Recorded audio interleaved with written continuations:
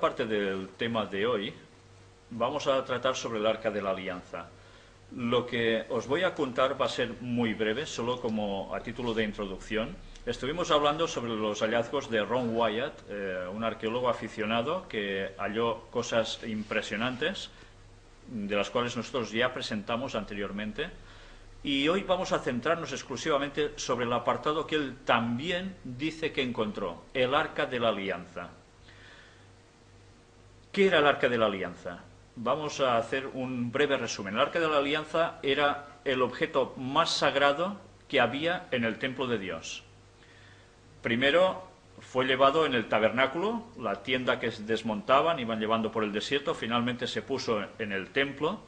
¿Y qué había en esta arca? Esta arca contenía los 10 mandamientos de Dios, contenía la vara de Aarón, con la cual se hicieron los milagros de cruzar el Mar Rojo, y otras cosas, o sea, daban un golpe, Aarón daba un golpe, y ¡pam!, Moisés daba el golpe, se abría todo, y además contenía en una pequeña vasija, en una urna, el maná, con el cual, llamado pan del cielo, se mantuvieron durante 40 años el pueblo hebreo por el desierto, era su comida. Que además enseñó una gran lección al pueblo hebreo, porque antes de recibir los 10 mandamientos, el maná caía diariamente y el viernes caía una porción doble que ellos podían coger. Durante cada día, si ellos cogían más, se agusanaba, pero el viernes eso no pasaba, era un milagro, porque el sábado no caía. Con la cual cosa ellos ya tenían que recordar el mandamiento de siempre, desde la creación del mundo, de observar el sábado como el día de reposo, sin labores, dedicada exclusivamente a Dios, santificar ese día. Y esto estaba como una enseñanza ya antes de recibir los 10 mandamientos, en los cuales, como estuvimos mostrando también en estudios bíblicos, el sábado ya se marca como el 4.º mandamiento de la ley de Dios. Todo esto es lo que contenía esta arca. El arca desapareció en un momento de la historia, justo cuando los ejércitos del rey de Babilonia destruyen el templo, se llevan todo lo que pueden de allí, todos los utensilios, hasta el punto en que el arca no se cita más. Curiosamente, hay muchas personas que van diciendo que si el arca está en Etiopía, está en otro lugar, etcétera, etcétera. Bien, lo que vamos a mostrar hoy es realmente impresionante sobre los vídeos de Ron Wyatt. Me gustaría que estéis muy atentos a ello. La verdad es que cuando hemos podido comprobar los hallazgos que este señor hizo, con pruebas, bueno, ¿por qué hemos de dudar de que esto también sea cierto, no? Pero aún y así, antes de generar, o mejor dicho, de mostrar el vídeo, que es una filmación muy, muy impresionante de todo lo que él encontró al respecto, quiero leeros un texto bíblico que diréis, ¿y esto qué tiene que ver? Bien, tiene que ver porque veréis una experiencia que se narra aquí, en el libro de Daniel capítulo 10, versículos del 5 al 11, que tienen muchísimo que ver con algo que le sucedió a Ron Wyatt. Yo personalmente no he visto en ningún momento que ni él ni nadie cercano a él haya considerado este texto como una prueba de que lo que le aconteció a él provoca que sea una realidad. Pero a mí, cuando enseguida me vinieron a la mente las escenas que él narra, me recordó un texto bíblico en el cual sucede algo bastante parecido. Luego lo veremos en la filmación. Yo ahora os lanzo este texto. Y alcé mis ojos y miré, y aquí un varón vestido de lino y ceñidos sus lomos de oro de Ufaz. Su cuerpo era como de berilo, y su rostro parecía un relámpago, y sus ojos como antorchas de fuego, y sus brazos y sus pies como de color de bronce bruñido, y el sonido de sus palabras como el estruendo de una multitud. Y solo yo, Daniel, vi aquella visión, y no la vieron los hombres que estaban conmigo, sino que se apoderó de ellos un gran temor, y huyeron y se escondieron. Quedé pues yo solo, y vi esta gran visión, y no quedó fuerza en mí. Antes mi fuerza se cambió en desfallecimiento, y no tuve vigor alguno. Pero oí el sonido de sus palabras, y al oír el sonido de sus palabras caí sobre mi rostro en un profundo sueño, con mi rostro en tierra. Y aquí una mano me tocó e hizo que me pusiese sobre mis rodillas y sobre las palmas de mis manos. Y me dijo: Daniel, varón muy amado, está atento a las palabras que te hablaré, y ponte en pie, porque a ti he sido enviado ahora. Mientras hablaba esto conmigo, me puse en pie, temblando. ¿Sabéis? Esto que le acontece a Daniel y a gente que estaba cerca a él, vamos a ver cómo a Ron Wyatt le sucedió algo prácticamente igual. Bien, esta es la idea que os quiero dejar. Con esto no os estoy diciendo que Ron Wyatt fuera un profeta, pero sí considero, después de haber hecho ciertas indagaciones, que realmente fue un hombre dirigido por Dios. Y cuando nosotros presentamos las filmaciones sobre sus hallazgos, estuvimos presentando algo que era sobre la destrucción de Sodoma y Gomorra y ciudades de la llanura, destruidas por Dios con azufre. Mirad qué hemos conseguido, que es precisamente algo relacionado con esas ciudades, con la destrucción de esas ciudades. Lo que os voy a mostrar ahora, para mí, bueno, es de una emoción tremenda. Esto que veis aquí, esto,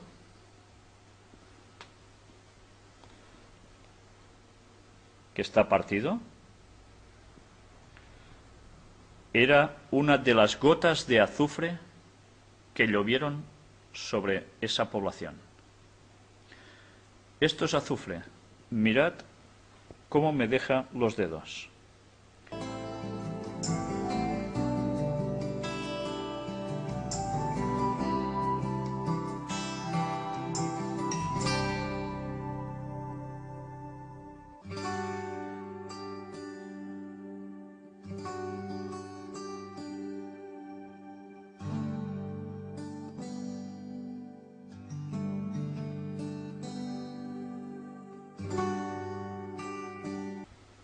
Si os habéis dado cuenta, el color de este azufre es bastante blanquecino dentro de todo.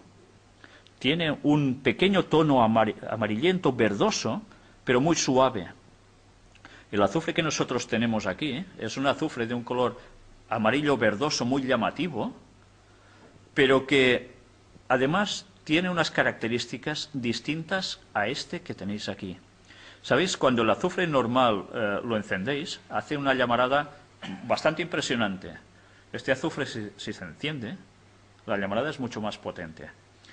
Pero curiosamente, el análisis de este azufre muestra que tiene una composición pura del 95% aproximadamente, mientras el azufre que nosotros podemos tener en la Tierra llega alrededor de los 30-35% de pureza por ciento. No llega a los 40. ¿De dónde procedió este azufre?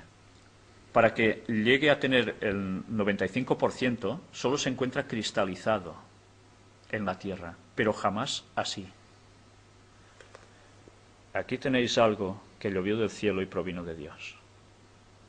Si vosotros pudieseis oler, en las imágenes lo tendréis muy difícil, pero os digo que el olor de este azufre es más intenso que el que nosotros tenemos habitualmente. Bien, pues esta era una de las pequeñas sorpresas que quería daros. Ya veis cómo me quedan los dedos con todo esto. Queda como un yeso. Es distinto del tacto del azufre que nosotros tenemos aquí. Sencillamente quería mostraros una de las pruebas de lo que este señor encontró. No son bromas.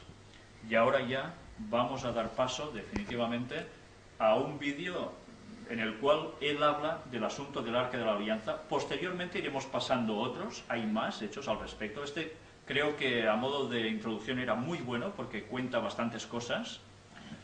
Y tenemos una sorpresa especial para vosotros que aún no hemos podido terminar de preparar. Ya está hecha, pero le faltan unos detalles.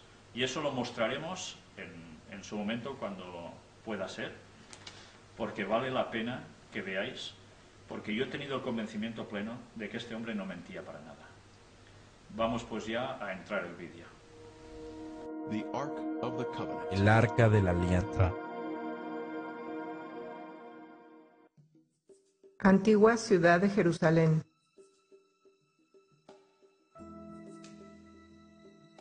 La puerta de los leones.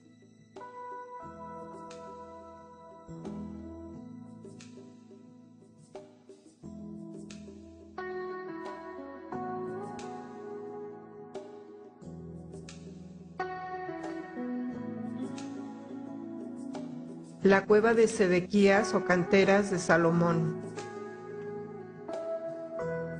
Torre de David, período del Segundo Templo. El domo de la roca o mezquita de Omar.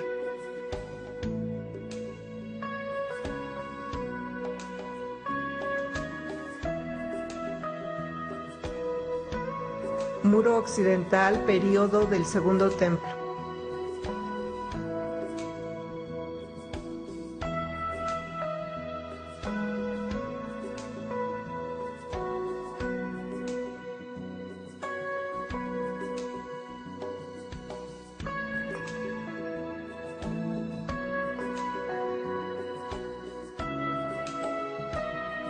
Jardín de Getsemaní.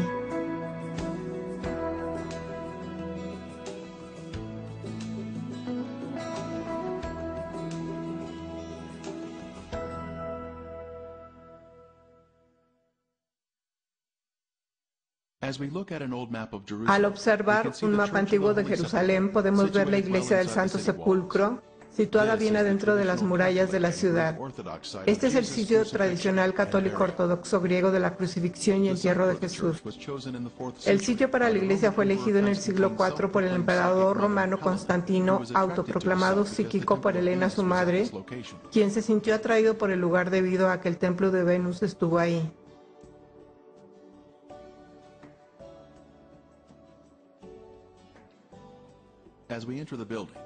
Al entrar en el edificio podemos ver un mural de la crucifixión y entierro de Cristo.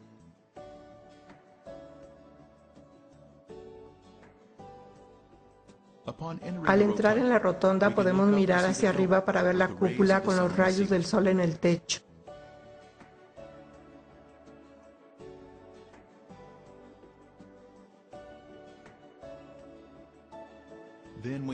Luego nos desplazamos hacia abajo para ver la tumba.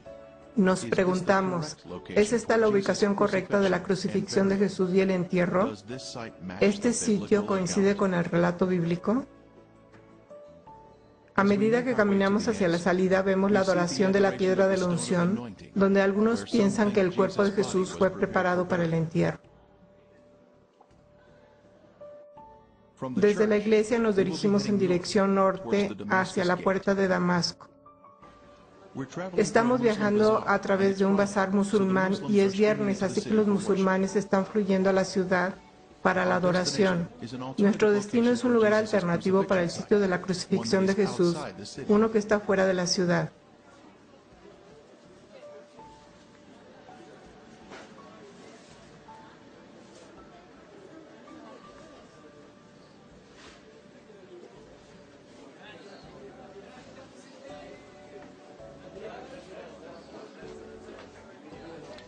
Juan capítulo 19-20 dice, porque el lugar donde Jesús fue crucificado estaba cerca de la ciudad. Esto nos dice que Él fue ejecutado fuera de las murallas de la ciudad. Nos acercamos a la puerta de Damasco en el lado norte de la ciudad. Es la más bella de las 11 puertas de Jerusalén. Estos muros se construyeron en el siglo XVI por el turco otomano Süleyman I. Este mapa indica que las paredes actuales siguen la línea de las antiguas murallas de la época de Jesús. Continuando nuestro camino por la Puerta Grande, seguimos encontrando adoradores entrando en la ciudad.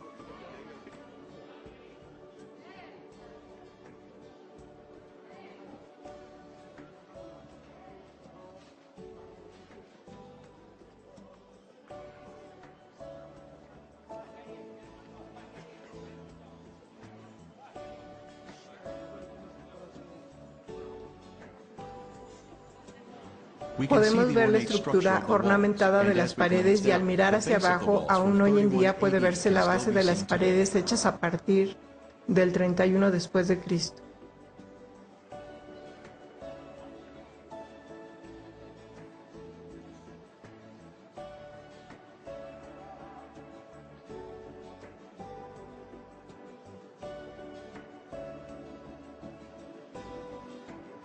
Desde allí nos dirigiremos al noreste a una corta distancia a la zona identificada como Gruta de Jeremías.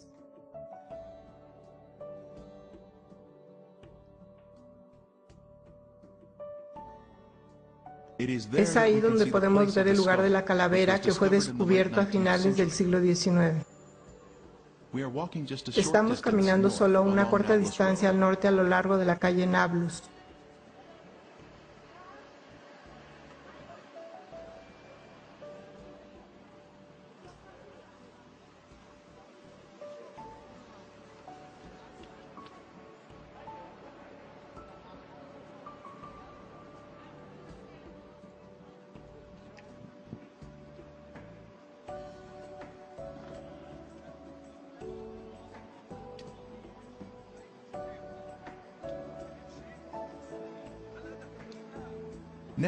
A continuación, vamos al este sobre Conrad Schick y nos dirigimos al territorio de la tumba del jardín.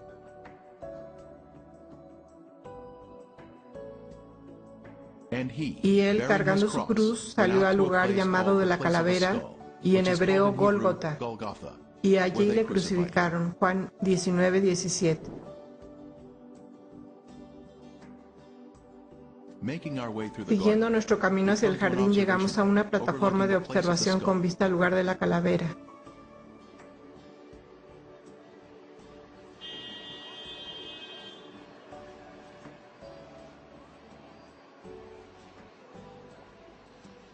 Podemos ver las dos cuencas de los ojos y la nariz.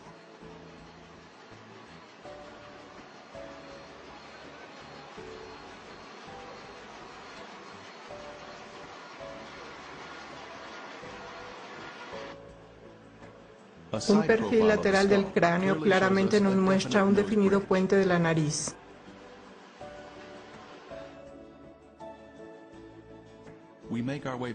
Regresamos a la zona del jardín. Y en el lugar donde había sido crucificado había un huerto, y en el huerto un sepulcro nuevo, en el cual aún no había sido puesto ninguno. Juan 19:41. Hay evidencia de que esta área había sido un jardín en la época de Jesús. Aquí vemos este lagar antiguo, que es el tercero más grande en la zona de Jerusalén. Sin lugar a dudas, debe haber estado un viñedo en esta área.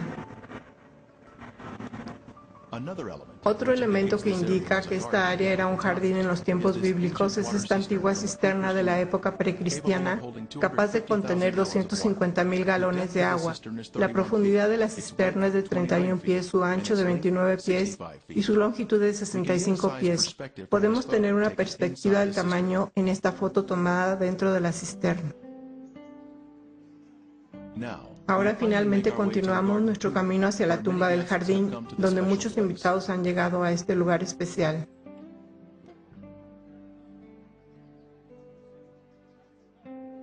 La tumba fue descubierta en 1867, después fue hecha una extensa investigación en 1883 por el general Charles Gordon, que la asoció con el lugar de la calavera y el área de la crucifixión de Jesús. Se nos dice en la Biblia que José de Arimatea era un hombre rico y por lo tanto podemos esperar que la tumba que había construido sería muy extravagante y grande. Hay varias cruces antiguas asociadas con la tumba. La cruz más grande está a la derecha de la tumba y fue cortada de la escarpa. A la izquierda de la entrada de la tumba hay una sencilla cruz de anclaje.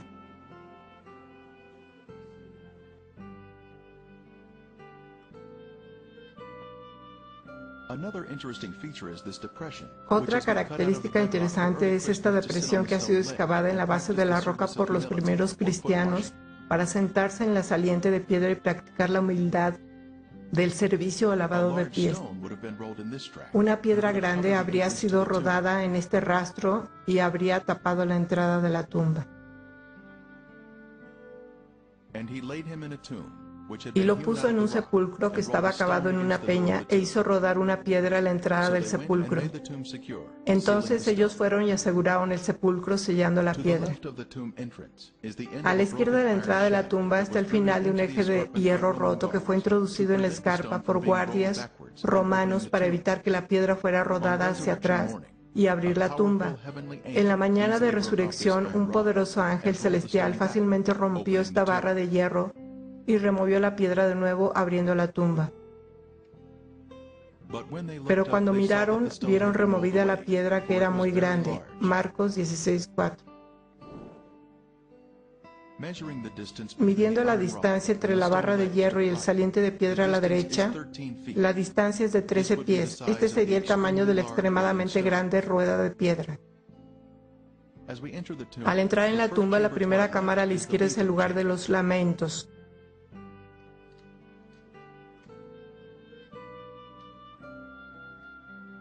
Al mirar a la derecha podemos ver una cripta que ha sido usada. La zona de los pies fue cortada, alargando el espacio para el entierro. Aquí es donde el Hijo de Dios descansó después de haber vivido una vida desinteresada y sin pecado para nosotros. A la derecha hay una cripta sin usar. Entonces miramos de nuevo sobre la cripta usada, donde los ángeles se sentaron en los extremos después de que Cristo había resucitado.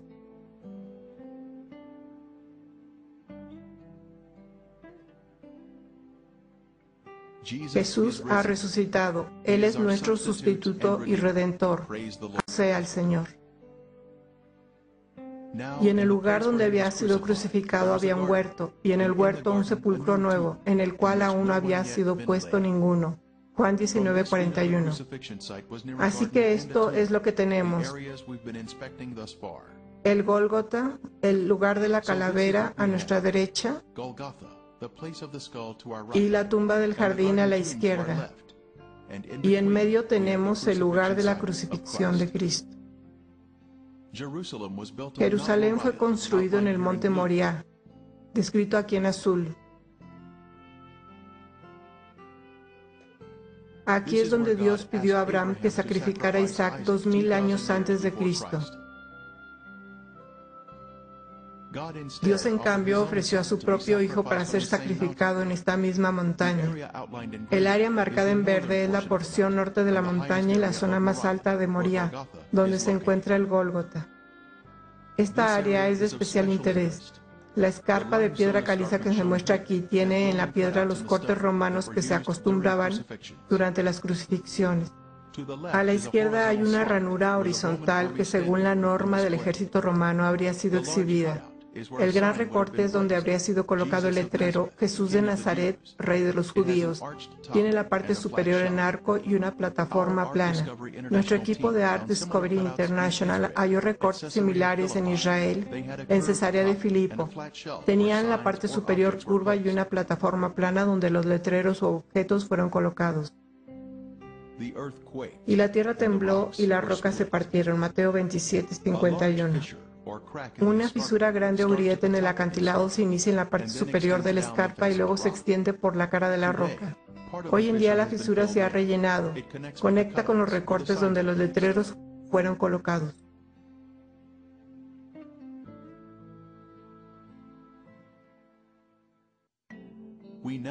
A continuación presentamos el material más importante del mundo, el descubrimiento del Arca de la Alianza y las pruebas que contiene.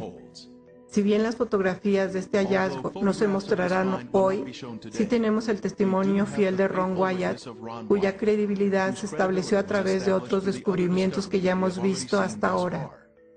El Señor usó al Señor Wyatt para encontrar los otros descubrimientos, por lo que podemos confiar en su testimonio con respecto a este. El más importante hallazgo en el tiempo señalado por Dios. Todos vamos a ver este increíble descubrimiento. Este es Ron Wyatt y el Arca de la Alianza. Yo había tenido una experiencia poco común. El Señor me había ayudado a encontrar los restos del Arca de Noé. Él me ayudó a encontrar los restos de las partes de los carros de Egipto y las piezas de a caballo. y los utensilios de la gente en el Mar Rojo, en el Golfo de Acaba. Y yo había ido a Oriente Medio con mis hijos y nos habíamos entrenado en buceo con escafandra, e íbamos a conseguir algunas de las partes de los carros. En mi descuido, el sol me quemó hasta el punto que mis piernas y mis pies se hincharon y todo esto. Y no pude usar mi equipo de buceo. Yo estaba en Jerusalén cojeando y sintiéndome muy, muy adolorido, esperando que llegara la fecha de mi económico boleto de avión para que pudiéramos volar a casa. No teníamos el dinero para cambiar el boleto. Y durante este tiempo, yo estaba cojeando un poco alrededor de la ciudad. Un día conocí al arqueólogo que estaba a cargo de la zona de Jerusalén allí. Y no tengo idea de por qué debería estar hablando conmigo. Yo no lucía muy presentable y nos estábamos quedando a dormir vestidos en un albergue juvenil. Y estoy seguro de que no olía muy bien. Tal vez tuve la suerte de que él se encontraba contra el viento o algo así. Nos enfrascamos en una conversación y le conté lo del Arca de Noé y le expliqué cómo se construyeron las pirámides, y eso pareció llamar su atención. Así que dijo: he estado haciendo algo de investigación a lo largo de este acantilado aquí. ¿Te importa venir conmigo y darle una mirada y ver qué te parece? Así que me encontré caminando y estas eran ruinas romanas y restos. Y de pronto mi mano izquierda señaló un mugriento agujero en la roca donde había basura, 2 gatos muertos, digamos, cosas desagradables. Y mi boca dijo: esa es la gruta de Jeremías y el Arca de la Alianza está ahí. Este hombre dijo: eso es maravilloso. Dijo: le dejaremos excavar ahí y le proporcionaremos un lugar para quedarse. Su comida, su lavandería. Puedo entender por qué dijo lavandería.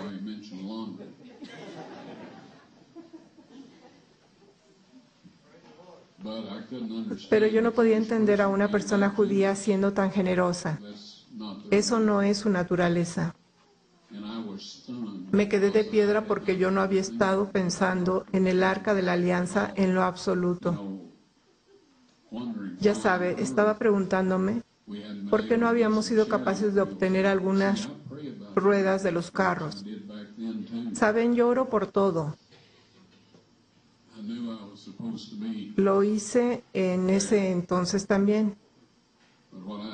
Yo sabía que tenía que estar ahí, pero para lo que yo pensaba que tenía que estar ahí, no era para lo que tenía que estar ahí. De todos modos, la fecha de nuestro boleto de avión finalmente llegó y fue la mañana siguiente, después que tuvimos esta conversación, o después que tuve la conversación con este hombre. Así que le dije: eso está muy bien, regresaré y haré eso. Ahora tenía que ir a casa y hacer algunos preparativos. Así que me fui a casa preguntándome por qué sería posible que el Arca de la Alianza estuviera en ese lugar. Leí en el capítulo 25 de Segunda de Reyes, donde dice que toda la ciudad estaba rodeada por un muro de asedio. Así me persuadí de que el Arca del Pacto estaba en ese lugar. Porque sabía que alguna fuerza sobrenatural había utilizado mi brazo y mi voz. Cuando sucedió por primera vez, no sabía cuál era esa fuerza. Y se nos instruye para juzgar a los espíritus, para ver si son de Dios.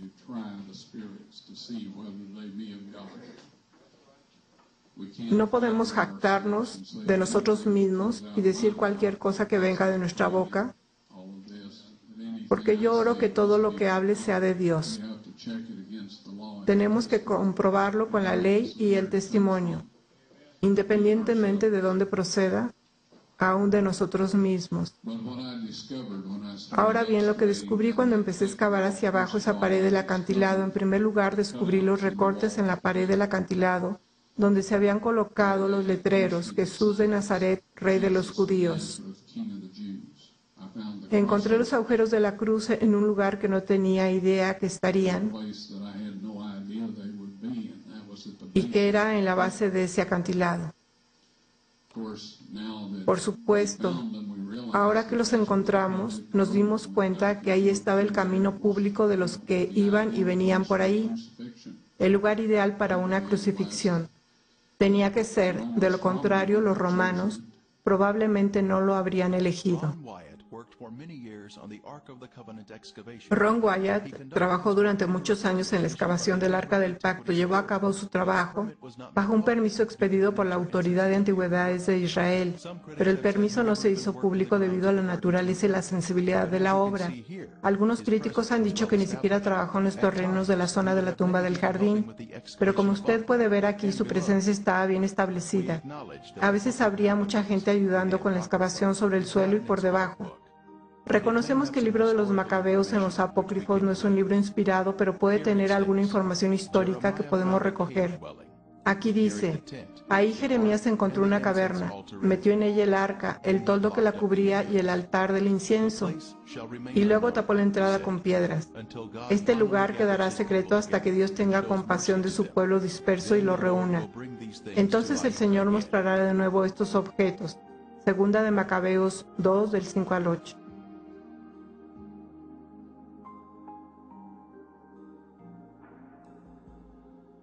Ahora, cuando Cristo murió y la tierra tembló y las rocas se partieron, se formó una grieta a la derecha y hacia abajo de toda la cara del acantilado, pasando por el lado izquierdo del orificio de la cruz, y la piedra se abrió. Allá abajo, por debajo de 20 pies, Dios había dispuesto que el Arca de la Alianza, con su asiento de la misericordia, imagínese, su trono terrenal, fuera colocado justo abajo, 600 años antes, en el 586 a.C., cuando el ejército de Babilonia destruyó la ciudad. Cuando el centurión metió la lanza en el vaso de Cristo y probablemente en el ventrículo izquierdo para asegurarse de que estaba muerto antes de darle el cuerpo a José de Arimatea, al retirar la lanza, las células separadas de color rojo sangre y el suero de la sangre del Hijo de Dios se derramaron, cayeron a través de esa grieta sobre el asiento de la misericordia. Y eso ratificó el antiguo y el nuevo pacto. Avancé en esta cámara que estaba impecable. El mobiliario fue establecido en perfecto orden. El Arca de la Alianza había sido colocada contra la pared, al final de la cueva. El final de la cueva era un hermoso cristal irradiando los colores del arco iris. Sé de la nueva era y de todos los que usan el arco iris. También lo hacen los homosexuales y otros, pero Dios lo usó por primera vez. Está alrededor de su trono y está alrededor de su trono terrenal. No hay velo en esta configuración, por lo tanto, es terrenal. Es el templo de Dios en la tierra o de su residencia donde una vez habitó. Cuando la encontré, había allí 4 jóvenes de pie y empecé a decir, ¿qué están haciendo aquí? Me quedé helado. No me podía mover, no podía respirar, no podía hacer nada. Uno de ellos dijo, somos los 4 ángeles que han estado cuidando el arca desde que Moisés puso las tablas de piedra en ella. Y me indicaron que preparara mi videocámara con el tripié y la dirigiera hacia el arca de la alianza. Y se acercaron y levantaron el propiciatorio. No sé qué tan pesado sea. Nunca he tratado de levantarlo, pero es de oro macizo. Y el ángel dijo, saca las tablas de piedra de allí. Dios quiere que todos puedan verlas. Yo las saqué. Pusieron el asiento de la misericordia de nuevo sobre el arca de la alianza. Yo retrocedí un poco y el ángel vino y tomó las tablas de piedra y las puso en una saliente de roca dentro de la cámara.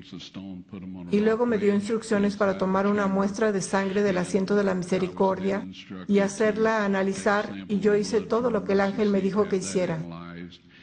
Siendo breve, la sangre seca es sangre muerta.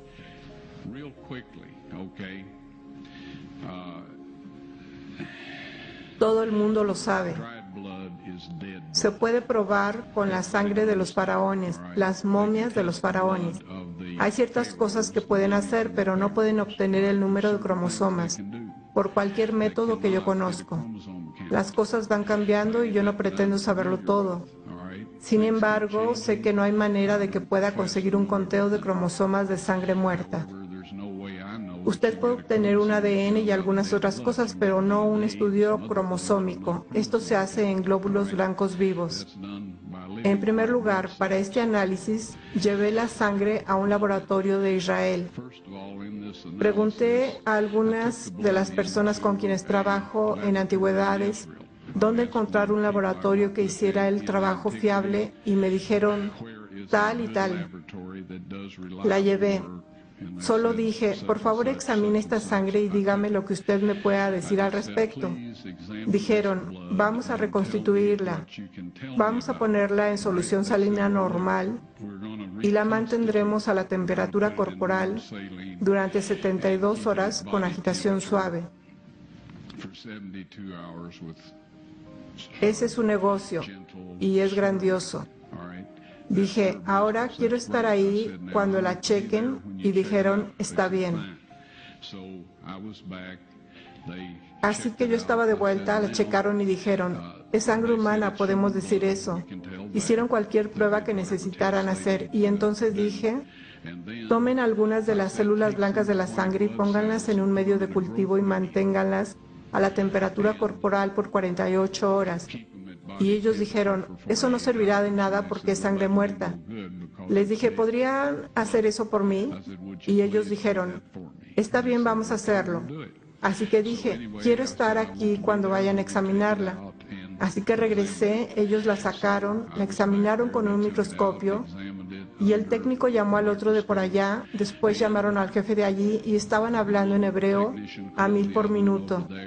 Por un momento me miraron y dijeron, señor Wyatt, esta sangre humana solo tiene 24 cromosomas.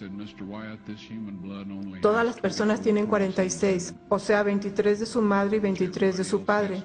22 autosomas de su madre y 22 autosomas de su padre. Usted recibe una X de su madre y puede recibir una X o una Y de su padre. Esta sangre tenía 23 cromosomas del lado de la madre y solo un cromosoma Y.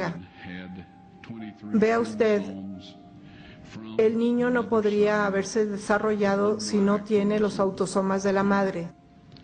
Todas sus características físicas se determinaron por parte de la familia de la madre, de sus autosomas. Su masculinidad se determinó por esta única Y que vino de otra fuente, no de un varón humano. Luego dijeron, esta sangre está viva. Y luego dijeron, ¿de quién es esta sangre?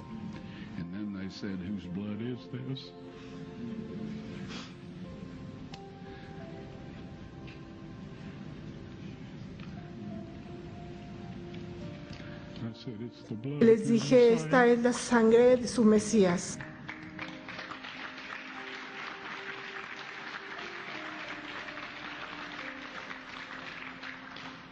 Y les aseguro que la vida de aquellos hombres ha cambiado.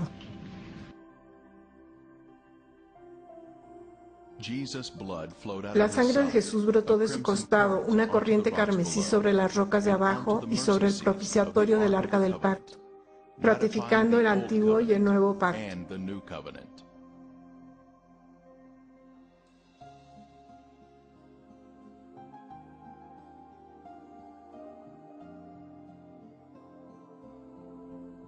El Nuevo Testamento menciona la sangre oculta en la tierra. Este es Jesucristo que vino mediante agua y sangre, no mediante agua solamente, sino mediante agua y sangre. Y el Espíritu es el que da testimonio, porque el Espíritu es la verdad. Porque tres son los que dan testimonio en el cielo, el Padre, el Verbo y el Espíritu Santo. Y estos tres son uno. Y tres son los que dan testimonio en la tierra, el Espíritu, el agua y la sangre. Y estos tres concuerdan. Si recibimos el testimonio de los hombres, mayor es el testimonio de Dios, porque este es el testimonio con que Dios ha testificado acerca de su Hijo. Primera de Juan 5, 6 al 9. En estos versos se muestra su generosidad. Ahora voy a compartir un par de ellos con ustedes. Primera de Juan 5, 8 y 9 dice: y tres son los que dan testimonio en la tierra, no sobre la tierra, sino en la tierra, es decir, dentro de la tierra, el espíritu, el agua y la sangre, y estos tres concuerdan. Luego en el versículo 9 dice: si recibimos el testimonio de los hombres, mayor es el testimonio de Dios. Y aquí está hablando de la sangre y el agua presentada a nuestros corazones y mentes a través del poder del Espíritu Santo. Este es el testimonio del Padre y el testimonio de su Hijo. En un juicio en la corte, un testigo da un testimonio y el testimonio se convierte en evidencia o prueba. Así que lo que esto dice en nuestro lenguaje de hoy es que la sangre y el agua sobre el propiciatorio del arca del pacto, el trono terrenal del Dios vivo, es la prueba del Padre a los habitantes de este mundo, que su Hijo indudablemente ha muerto por nosotros y que hemos sido redimidos, y que nosotros podemos venir a Él en el nombre y la sangre de su Hijo, recibir el perdón y la restauración. Y para el día que, según consta en el capítulo 22, versículo 14 del libro de Apocalipsis, que dice: bienaventurados los que lavan sus ropas para tener derecho al árbol de la vida y para entrar por las puertas en la ciudad. El pago, queridos amigos, se ha hecho, y en el tiempo señalado por Dios, ustedes serán capaces de ver la prueba por sí mismos. Creo que el Arca de la Alianza va a quedarse donde está toda la eternidad. Es la prueba de Dios, Padre, a los habitantes de esta tierra de que su Hijo murió por nosotros. Hay algunas cosas que van a suceder en el futuro que involucrará a 144,000 para llegar a ver eso. Esto no está de acuerdo con un montón de historias de la gente sobre el milenio y todo. Amigos, voy a tener que decirles esto: nada va a pasar como la mayoría lo piensa. La Biblia dice: no corras tras la multitud para hacer el mal. Dice: ancha es la puerta y espacioso el camino que lleva a la perdición, y muchos son los que entran por ella. Porque estrecha es la puerta y angosto el camino que lleva a la vida, y pocos son los que la hallan. Así que todas estas doctrinas sobre el milenio y todas estas cosas son fábulas. No va a suceder de esa manera. Tenemos que ir al Padre en el nombre y la sangre de su Hijo, pedir perdón y restauración a su semejanza. Lea la versión King James de la Biblia a menudo con entusiasmo y con oración, y Dios les revelará lo que necesitan saber para estar listos. Pero no creo que únicamente salgan a la luz las tablas de piedra y el video.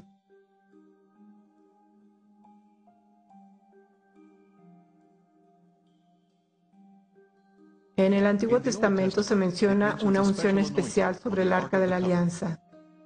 70 semanas están terminadas sobre tu pueblo y sobre tu santa ciudad para terminar la prevaricación y poner fin al pecado y expiar la iniquidad, para traer la justicia perdurable y sellar la visión y la profecía, y ungir al santo de los santos. Daniel 9:24. La sustancia de la unción final es la sangre de Jesús. El lugar santísimo es el asiento de la misericordia o la parte superior del Arca de la Alianza. El lugar santísimo del tabernáculo fue llamado así porque el Santísimo moraba en dicho lugar. La sangre de Jesús ungió el lugar santísimo, justo como se predijo en esta profecía. Él nos amó y envió a su Hijo en propiciación por nuestros pecados. Primera de Juan 4:10. La antigua palabra propiciación en inglés significa asiento de la misericordia. Jesús es esa propiciación. Por su sangre sobre el propiciatorio, hoy tenemos misericordia y perdón de pecados. Su vida sin pecado está representada por esa sangre sin pecado. Tenemos misericordia y perdón si violamos la ley y luego nos arrepentimos. Tomará luego de la sangre del becerro y la rociará con su dedo hacia el propiciatorio al lado oriental. Durante cientos de años, la sangre de toros y machos cabríos fue esparcida hacia el este, creando una vacante en el lado oeste del propiciatorio. Dios estaba planeando que la sangre de su Hijo fuera derramada en el lado vacante al oeste del asiento de la misericordia. Oh Dios, santo es tu camino. Salmo 77:13. Nuestra salvación iba a venir a través de la sangre de Jesús siendo derramada sobre el propiciatorio del arca. Este era el plan de Dios desde el principio, que la sangre de Cristo ungiera el propiciatorio del arca con los 10 mandamientos debajo, cumpliendo así el nuevo pacto y concediendo misericordia a la humanidad. Porque hay un solo Dios y un solo mediador entre Dios y los hombres, Jesucristo hombre, el cual se dio a sí mismo en rescate por todos, de lo cual se dio testimonio a su debido tiempo. Primera de Timoteo 2, del 5 al 6. Este es un evento futuro en el que toda la humanidad verá la evidencia irrefutable de que Jesús es el Mesías, porque la vida de la carne en la sangre está y yo os la he dado para hacer expiación sobre el altar por vuestras almas, y la misma sangre hará expiación por las personas. Levítico 17:11. La sangre de Jesús tenía que ser derramada sobre el arca para expiar nuestros pecados. Su vida sin pecado estaba en la sangre y pagó por nuestros pecados cuando se derramó sobre el propiciatorio.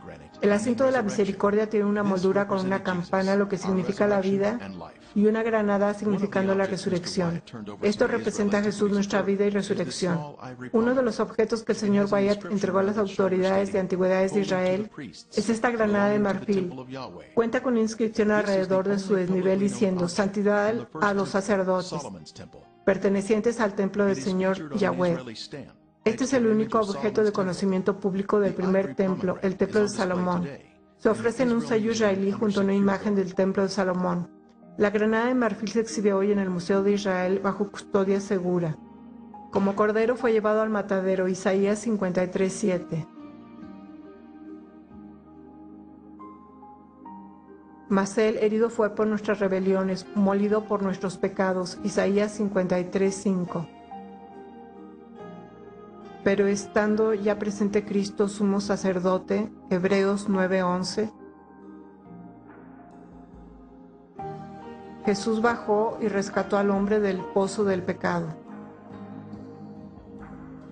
Jesús demostró que la ley puede mantenerse a través de una conexión con el Padre Celestial. Así que, sí, las tablas de piedra están fuera del arca de la alianza, están en esta cámara y en este borde hasta donde yo sé. Pero cuando Dios esté listo para que esto sea mostrado al mundo, el ángel me dijo que sería después de que la ley de la marca de la bestia sea impuesta.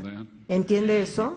Si usted guarda la ley de Dios, tiene el sello de Dios, y guarda la ley del hombre, y esto pasará pronto, es que si usted se niega a guardar esa ley, no podrá comprar o vender. Para que usted guarde esa ley requiere romper con la ley de Dios y tener la marca de la bestia. Pueden conocerla mejor y solo adentrarse en ella y luego la tendrán en su mano. Grandes desastres cubrirán la tierra, que llegarán en tiempo de angustia, y la marca de la bestia. Apocalipsis 13, del 13 al 18.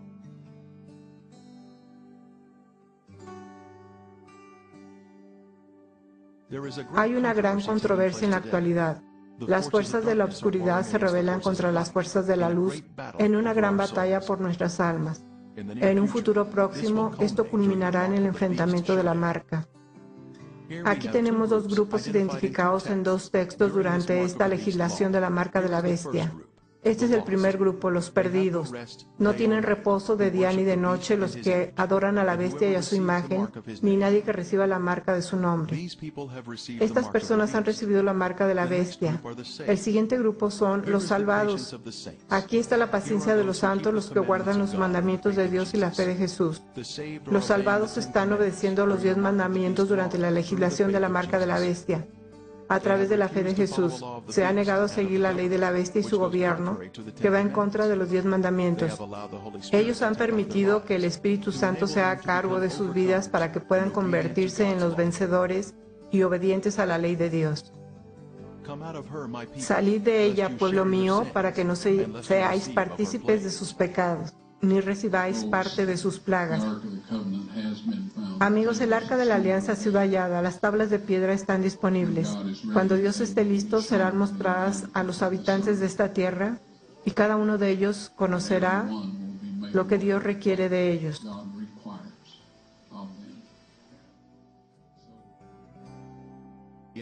En un futuro próximo, cuando la ley de la marca de la bestia se haga cumplir, obligando a los hombres a violar uno de los 10 mandamientos, o de lo contrario perder su derecho a comprar y vender, los resultados de la prueba mostrando el número único de cromosomas se mostrará al mundo junto con el video del arca y los 10 mandamientos. Esto concluirá la difusión del Evangelio al mundo. Toda la humanidad tendrá que confesar sus pecados en el nombre de Jesús y obedecer los 10 mandamientos a través del Espíritu Santo, o recibirán la marca de la bestia y se perderán. Todos en el mundo estarán en problemas con el gobierno o en problemas con Dios. Cristo entonces volverá para llevar su pueblo a casa.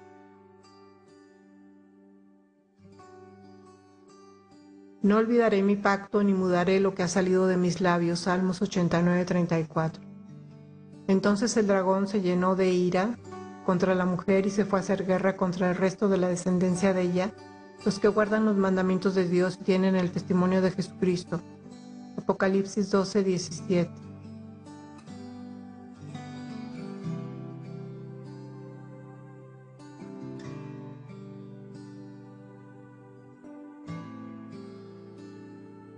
Si me amáis, guardad mis mandamientos. Juan 14:15.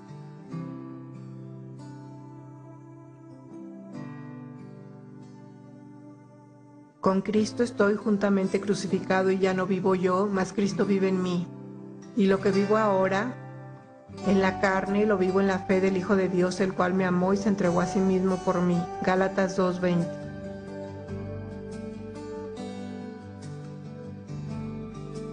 Orad pues que vuestra huida no sea en invierno ni en día de reposo, porque habrá entonces gran tribulación, cual no la ha habido desde el principio del mundo hasta ahora, ni la habrá. Mateo 24:20-21. Porque como el relámpago que sale del oriente y se muestra hasta el occidente, así será también la venida del Hijo del Hombre. Mateo 24:27.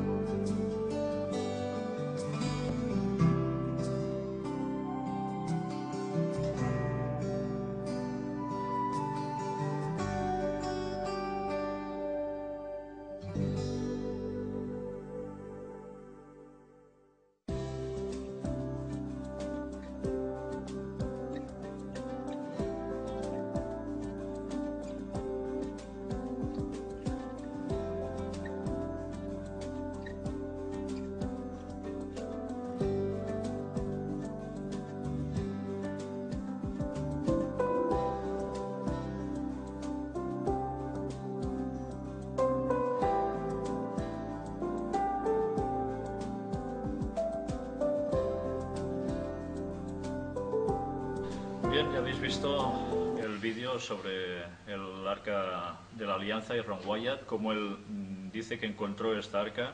En el vídeo hemos visto primero dónde estaba ubicado. Es impresionante el lugar.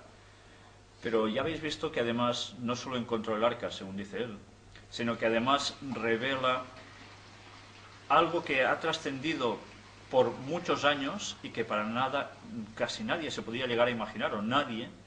Y es que cuando hubo la crucifixión de Cristo, cuando hubo ese gran temblor de tierra que partió las rocas, él, que encuentra el lugar de las cruces donde fueron puestas, una brecha había partido la roca desde los pies de la cruz, una piedra caliza, explica él, en la cual cuando el soldado le clava la lanza en el costado a Jesús, fluye el agua y la sangre que le queda, le desciende por el cuerpo, y gracias a que estaba mezclado la sangre con el agua, va filtrando, no sé si son 5 o 6 metros hacia abajo, donde curiosamente, la casualidad de la vida, imaginaos qué casualidad, el arca estaba escondida en la cueva, justo en ese monte Calvario, donde Cristo fue crucificado. 600 años antes, los sacerdotes piadosos la habían puesto allí.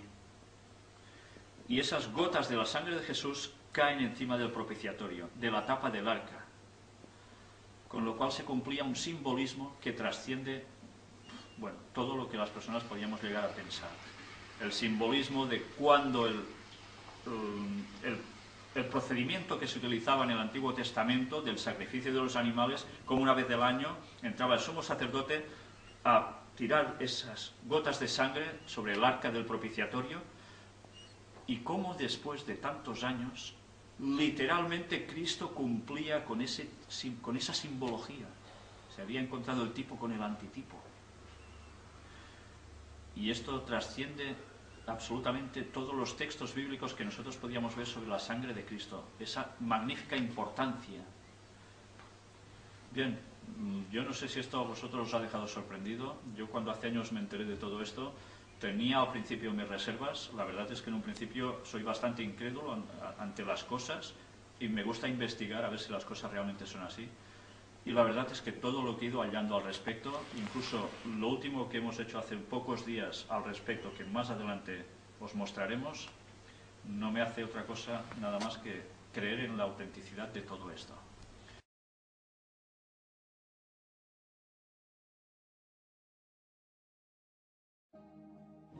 Ungir al Santo de los Santos es la clave aquí. Lavado